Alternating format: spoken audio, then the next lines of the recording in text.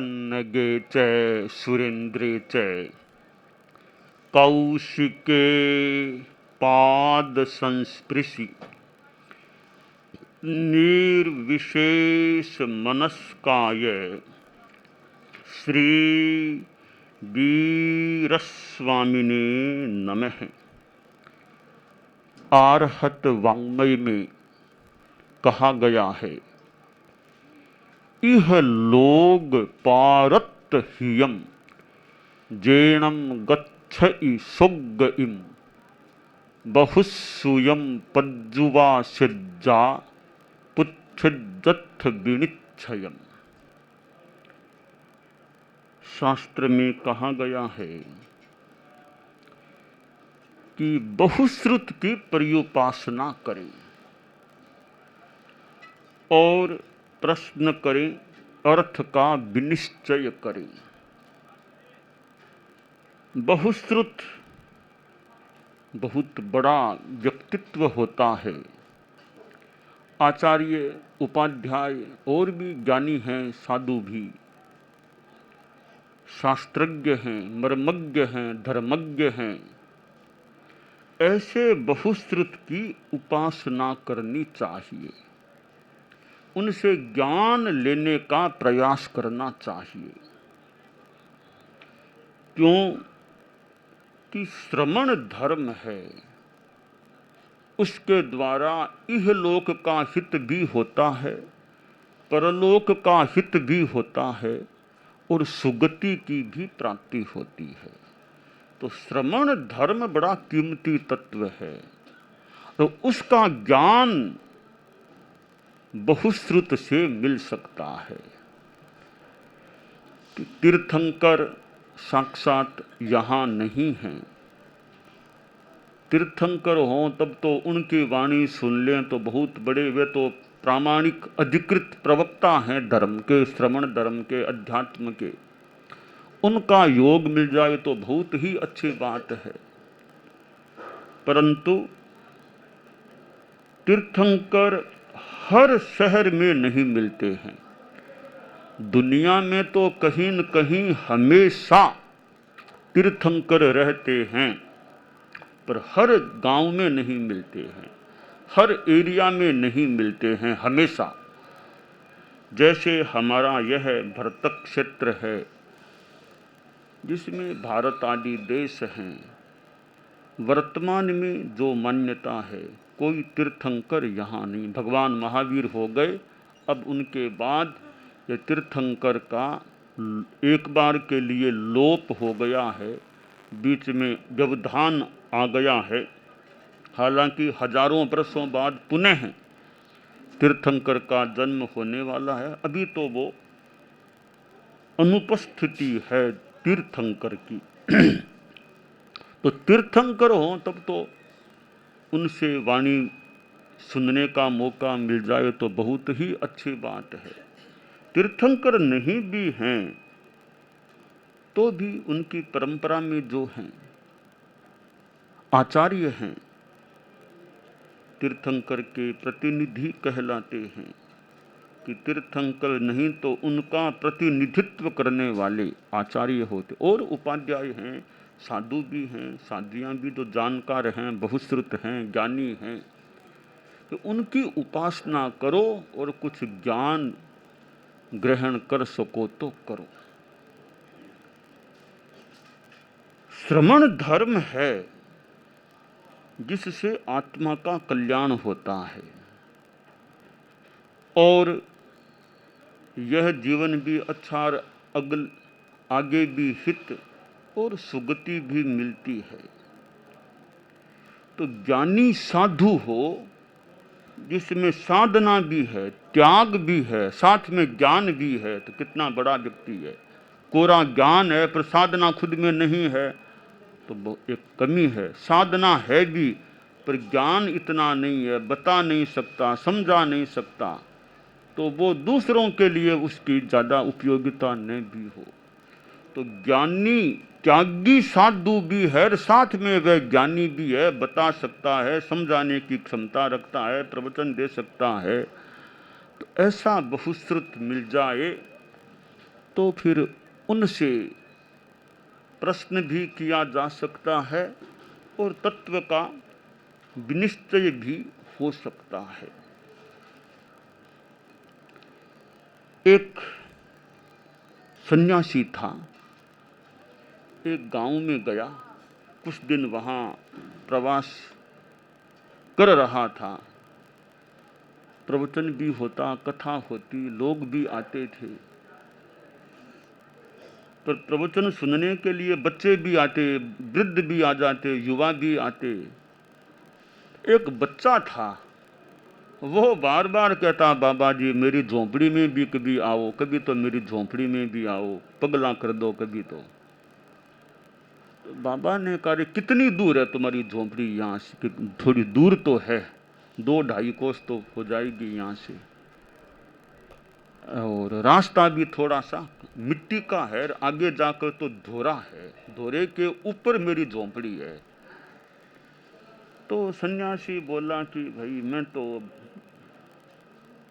कम जाता हूँ इतना बाहर, उम्र भी 70 पार की है, घूमता भी कम हूँ, फिर ये मिट्टी के रास्ते में चलना तो थोड़ा शरीर मेरा भारी भी है, तो मुश्किल होता है, फिर ऊपर चढ़ना टिब्बे के बहुत ही मुश्किल है। बच्चा था, बोला बाबा अब है वो तो बात मैंने बता दी, रास्ता भी कच्चा है, धोरा भी है, थोड़ी दूरी भी है, पर एक भक्त की भावना जरूर है कि कभी आपका पग पड़ जाए झोंपड़ी में तो मुझे बड़ी खुशी होगी। जब भी कोई अनुकूलता हो आपके, कभी उधर पधारने का प्रोग्राम हो तो आप देखना, देखो भी कभी मौका होगा तो। अभी कुछ कहता नहीं, तो ठीक है। एक दिन वो बाबा जी कोई किसी कार्यवश उधर गए थे, तो वो बच्चा मिल गया रास्ते में। बोला गुरुजी आप आधी से ज्यादा दूर तो आ ही गए, अब थोड़ा और आगे चलना पड़ेगा और वो झोंपड़ी आ जाएगी, मैंने कितनी बार आपसे निवेदन भी किया था। तो बाबा ने सोचा इतना तो आना हो ही गया, अब थोड़ा और चल लूँ, देखता हूँ। देखो भी प्रयास करता हूँ। बच्चा साथ हो गया, वो धोरा आया तो बाबा के लिए मुश्किल तो था, तो थोड़ा विश्राम ले करके बाबा जी ऊपर तक चढ़ गए। झोंपड़ी थी छोटी सी, बाबा जी अंदर गए, छोटी कुर्सी पड़ी थी, उस पर बैठ गए, थोड़ी बच्चे से बात करने लग गए। तो बात करते करते बच्चा रोने लग गया। बाबा ने कहा क्या हुआ, रोते क्यों हो? बोला बाबा बहुत कृपा है आपके, तो पधारे हैं, पर मैं बड़ा दुखी हूं, बहुत दुखी व्यक्ति हूं। हमारे इस गांव में, छोटा सा ही गांव है हमारा, इस गांव में मेरे से ज्यादा दुखी कोई नहीं मिलेगा आपको। क्यों, क्या बात है ऐसी? तो बाबा मैं कोई 2 बरस का था तब तो माँ चल गई, चल बसी, और मेरे जन्म से पहले ही मेरा पिता गुजर गया था, जन्म से 2 महीना पहले ही पिता गुजर गया था। अब न माँ है न बाप है, कोई बिना माँ बाप का हूं मैं तो। मेरा चाचा था, उसने जरूर मेरा ध्यान रखा, मुझे पाला पोसा, अब उसने भी थोड़ा कह दिया कि अब मैं नहीं कर सकता, अब तुम देख लो अपना जान भी, इतने वर्ष मैंने तुमको पाला, अब मेरी भी स्थिति नहीं है कि तुम्हें, मेरे भी बच्चे हैं इतने, तो मैं पाल नहीं सकूंगा।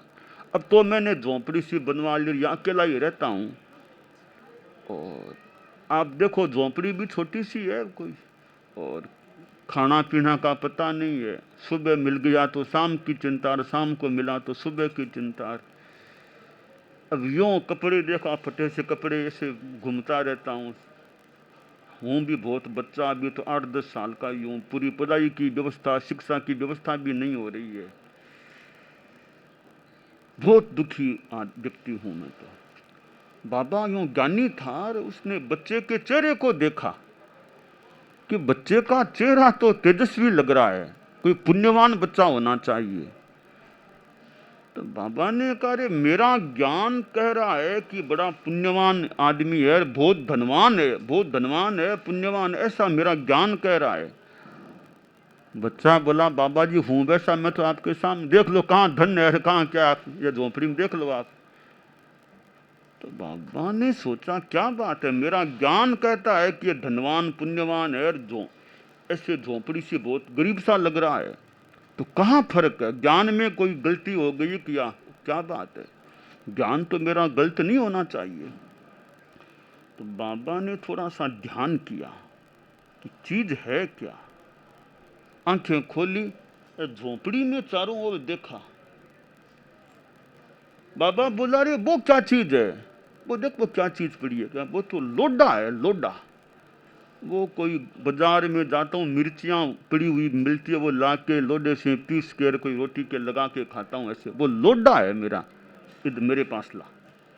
बच्चा लेकर के आया, बाबा ने हाथ में लिया, अरे लोडा है ये तो पारसमणि है, पारसमणि है, ये तो लोहे को सोना बना दे, तुम्हारे पास कोई लोहे की चीज है क्या? तो कहा और तो कुछ नहीं, एक वो कांटा निकालने वाली चिंपड़ी है।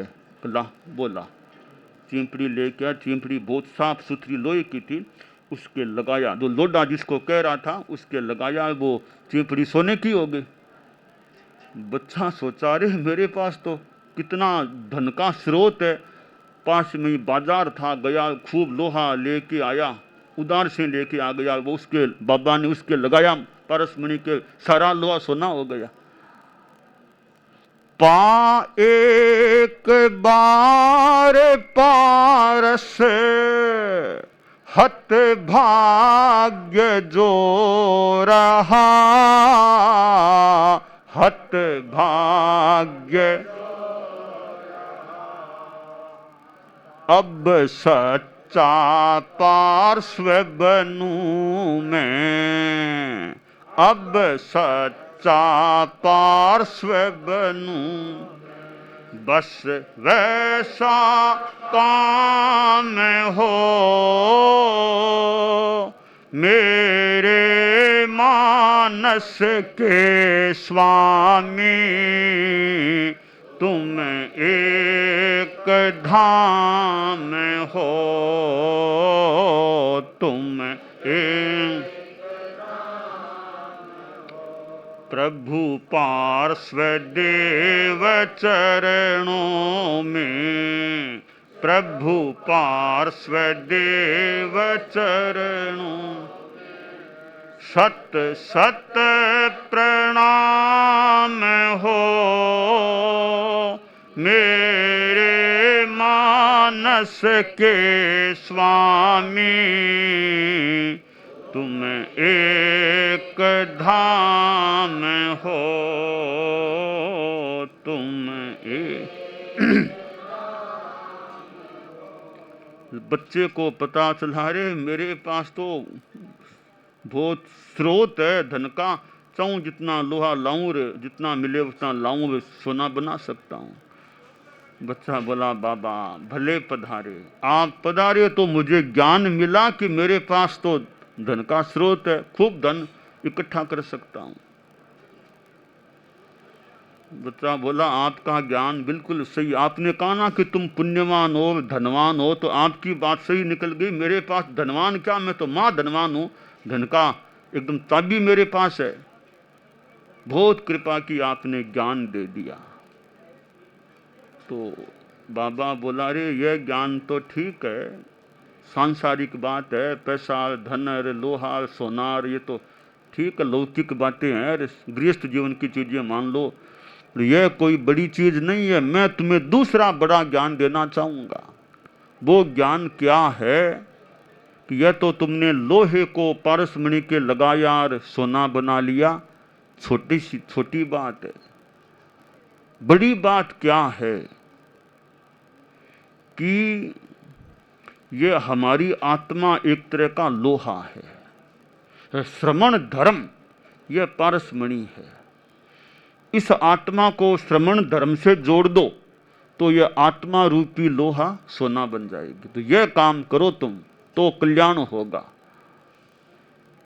मेरी तुम यश धन की पारसमणि की बात को जानकर तुम बहुत खुशी मत मनाना, यह तो सांसारिक चीज है। मैंने सामान्य सी एक बात बता दी तुमको, मेरी मूल बात तो धर्म की है। मैं यूं समझो, तुम्हें इस दृष्टांत से समझाना चाहता हूं, जैसे पारसमणि लोहे को सोना बना देती है, वैसे धर्म रूपी, श्रवण धर्म रूपी पारसमणि है, वह आत्मा रूपी लोहे को, यह पवित्र आत्मा रूपी सोना बना सकती है। बच्चा बोला, गुरुजी बस ये आपका अमूल्य ज्ञान मुझे मिल गया कि आत्मा को पवित्र बनाना, आत्मा को स्वर्णिम बनाना, श्रवण धर्म की साधना करना। तो गुरुजी आप देख लो, मुझे आप साधु बना लो, सन्यासी बना लो।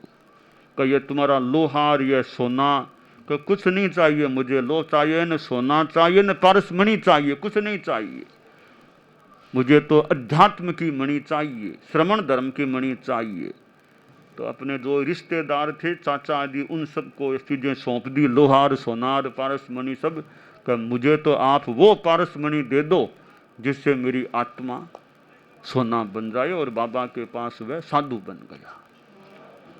तो बहुश्रुत, बाबा जी भी ज्ञानी थे मानो, तो उनसे एक ज्ञान मिल गया बच्चे को, कल्याण की दिशा में स्थित हो गया। तो बहुश्रुत हो आचार्य, उपाध्याय, साधु आदि जो ज्ञानी हैं, उनकी पर्युपासना करने से कोई ऐसी अध्यात्म की ज्ञान रश्मियां प्राप्त हो जाए जिनसे हमारी चेतना प्रकाशित हो सके, वो कुछ मिलता है, वो बड़ी बात है संसार में। परम पूज्य आचार्य भिक्षु तो हमारे जैन श्वेतांबर तेरह पंथ के प्रथम गुरु थे, आचार्य थे। उन्होंने कितनों को ज्ञान देने का प्रयास किया होगा। और कहते हैं, मानो रात जगा दी, समझाते बताते बताते रात जगा दी। गृहस्थ या गृहस्थों को समझाने लगे, बताने लगे, तो सुबह उठने का समय हो गया। संतों से आपने कहा, संतों उठो उठो उठो। कोई संत उठे, बोले स्वामीनाथ आप कब जाग गए थे? करे ये पूछ आप कब सोए थे? मैं तो सोया ही नहीं, मैं जागता ही हूं अभी तक, समझाने में लगा हुआ हूं। तो आचार्य भिक्षु का जीवन, उनके जीवन के प्रसंग, परम पूज्य आचार्य तुलसी को तो कितनों ने हम में से देखा है। वो भी रात जगा देते, कितनी रात जगा देते। धम्म जागरणा होती तो कई बार कितने गिराजे रहते, कितना समय लगा देते। परम पूज्य आचार्य श्री महाप्रज्ञ जी, कितना उनका साहित्य है, कितने प्रवचन उनके हैं, कितना प्रेक्षा ध्यान का वो शिविर चलाते, प्रयोग कराते, इधर जीवन विज्ञान। और तो जो ज्ञानी गुरु हैं, साधु हैं, उनसे कुछ हमें प्राप्त हो सके वैसा प्रयास करना चाहिए। और कितने लोग मार्ग में भी, रास्ते में भी सेवा उपासना का लाभ लेते हैं। तो यह भी एक मौका है, इतने साधु सतियां दर्शन का, सेवा का, गोचरी का, उनका संपर्क हो जाता है और कुछ सुनने को, जानने को, पूछने का मौका मिल जाए तो अच्छी बात है। अपने गांव के आसपास विचरना हो तो सुविधा से सेवा का लाभ लिया जा सकता होगा।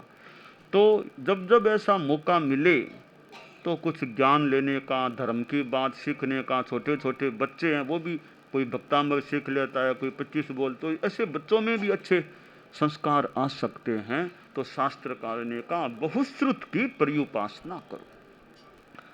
दानान षट्ठम अभयपयाणम सच्चे सुया अणवज्जं वयन्ति तवेषु या उत्तम बंभचेरम लोगुत्तमे समणेनाय पुत्र